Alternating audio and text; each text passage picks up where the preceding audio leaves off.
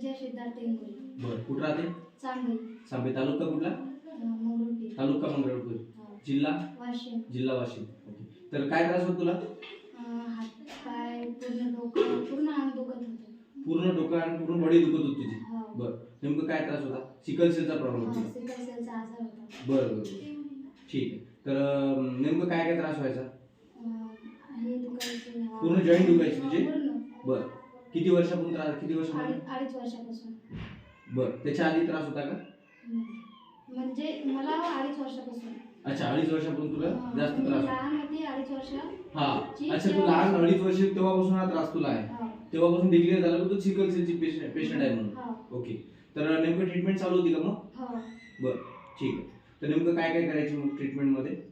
Blood द्यायची, saline, injection, गोळ्या. बरं, ठीक आहे. तर मॅडमच्या माध्यम घ्यायची.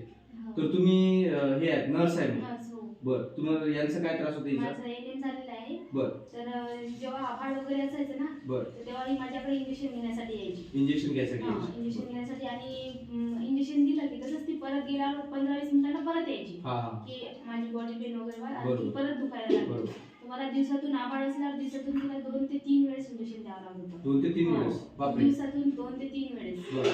कधी मग मी म्हणायची बाई आता मी इंजेक्शन देते, कारण आपल्याला भीती वाटते ना. बरोबर. तर तिला मग कधी मंगरुळला न्यायची. म्हणजे मी 2-3 वेळेस देते आणि नंतर 4थ्या वेळेस ती मंगरुळला जायची. तुम्ही जर ते दिलं तर तिकडे जावं लागेल? हो. बरं, ठीक आहे. तिला त्रास होता. बरं. आणि किती दिवसातून ब्लड सोडावं लागेल? महिन्यातून 15 दिवसातून. 15 दिवसातून महिन्यातून ब्लड सोडावं लागेल? बरं. ट्रीटमेंट चालू असताना डॉक्टरांची? बरं. आता 2 वर्ष झाले हे प्रोडक्ट तू घेत आहे, फिलिंग लिक्विड. बरं, याचा काय तुला फरक जाणवला असेल? त्याला म्हणजे आता काहीच त्रास होत नाही. 2 वर्ष झाली की ब्लड घेतलं. 2 वर्ष झाले तू आता ब्लड अजिबात घेतलेलं नाही, पण वयाच्या 2.5 वर्षापासून तू कंटिन्यू ब्लड घ्यायची. आता इंजेक्शन वगैरे द्यायची गरज पडत नाही. आता वातावरण बदल झाला तरी ती गरज पडत नाही. हात वगैरे आता दुखत नाही? बरं, ठीक आहे, काय हरकत नाही.